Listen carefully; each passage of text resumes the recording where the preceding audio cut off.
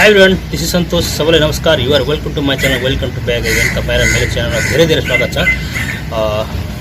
योभन्दा अगाडि मैले चाहिँ यसलाई ट्रिमिङ गरेको थिएँ.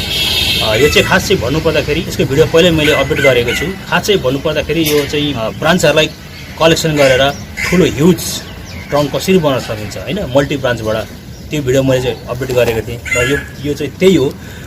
मसिनो हाँगाहरूलाई कलेक्सन गरेर एउटा एक पुष्ट चाहिँ अब मैले चाहिँ ठुलो ट्रङ्क बनाएको छु त्यो हो. र अहिले चाहिँ हेर्नुहोस् पक्का चाहिँ अब मिनी बन्साई भएको छ. अहिले काटेर टक्कै काटछाट गरेपछि एकदमै तलदेखि नै फुलेको छ. यसको चाहिँ हाइट चाहिँ 1 फिट पनि छैन तपाईँको. लगभग यसको चाहिँ 1 फिट पनि छैन पुरापुरी है.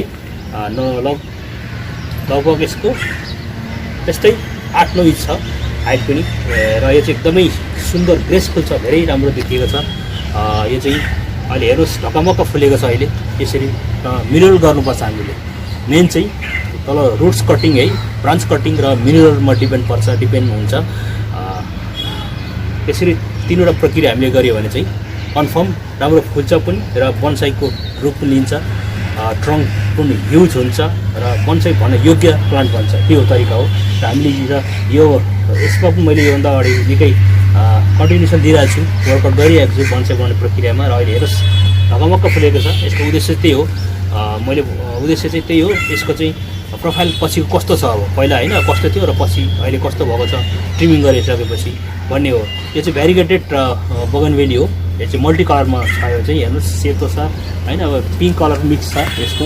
एकदम हेर्नुहोस् माथिबाट यसको चाहिँ एकदमै डिफ्रेन्ट कलर छ यसमा चाहिँ. यो चाहिँ एकदमै साह्रै राम्रो हुन्छ.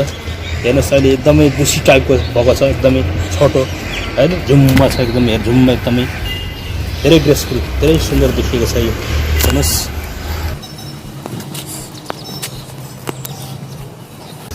र यसलाई हामीले मिनरल पनि बेला बेलामा गरिराख्नुपर्छ. तर योभन्दा अगाडि चाहिँ मैले यसलाई मिनरल चाहिँ मैले गरिसकेको छु है, लगभग गरेको छु. र पनि थप यसमा अलिकति म माथिबाट मिनरल म हल्का दिन गइरहेको छु, गर्न गइरहेको छु. ओके. र हामीले चाहिँ बन्साई बनाउँदा जहिले पनि ध्यान दिनुपर्ने यी कुराहरू हो. हामीले यसरी चाहिँ अब कन्टिन्युसन दियौँ भने छिट्टै बन्छ बन्साई. नत्र भने एउटा बन्साई बन्न कम्तीमा पनि 3-4 वर्ष लाग्छ. अनि मात्रै बन्साई भन्न यसो हो कि जस्तो होइन, बन्साईको रूप लिन्छ. त्यसले गर्दाखेरि हामीले चाहिँ त्यही मिनरलहरू बेला बेलामा लगायौँ र हाँगाहरू यसको जराहरू काटछाट गरिराख्यौँ भने छिटो बन्छ है, छिटो रूप लिन्छ बन्साईको भनौँ न. त्यो प्रक्रिया हामीले गरिराख्नुपर्छ. ओके.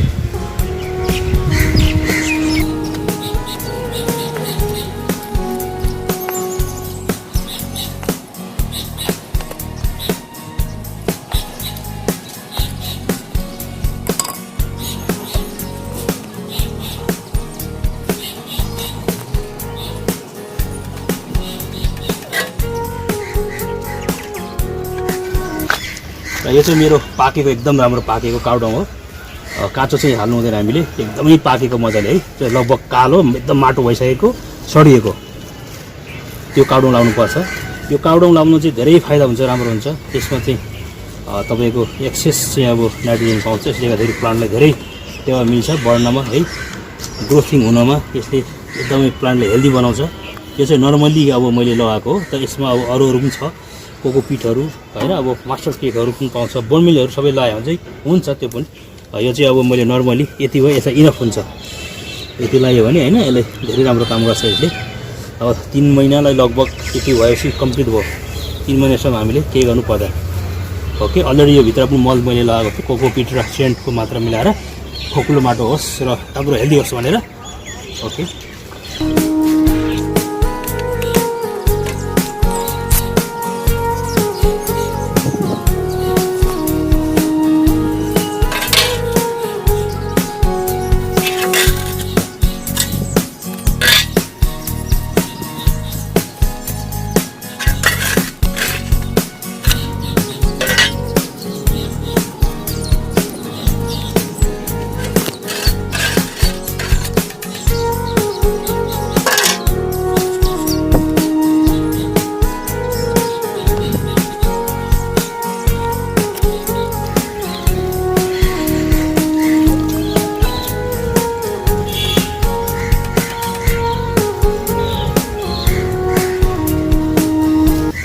ओके र यो मेरो बन्साई बनाउने प्रक्रिया सानो भिडियो चाहिँ कस्तो लाग्यो हजुरहरूलाई यदि मन पर्यो भने प्लिज लाइक सेयर र कमेन्ट गरिदिनु होला हजुरहरूले मेरो च्यानल थोरै पनि माया गरिदिनु होला अन्तर्गत सब्सक्राइब गरेर नोटिफिकेसन बेल दबाउन चाहिँ नभुल्नु होला सबैलाई नमस्कार पुनः र मेरो फेरि अर्को यस्तै किसिमको बन्साईको भिडियोहरू ल्याउने क्रम जारी राख्छु भिडियो चाहिँ राख्ने बाचाका साथ मेरो सानो कार्यलाई यही थाती राख्न चाहन्छु तबसम्मको लागि मलाई बिदा दिनुहोस् okay thank you so much भन्न चाहन्छु okay bye bye see you Thanks for watching this video.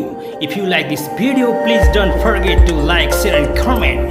And finally, please subscribe my channel, hit the bell icon. Thank you so much.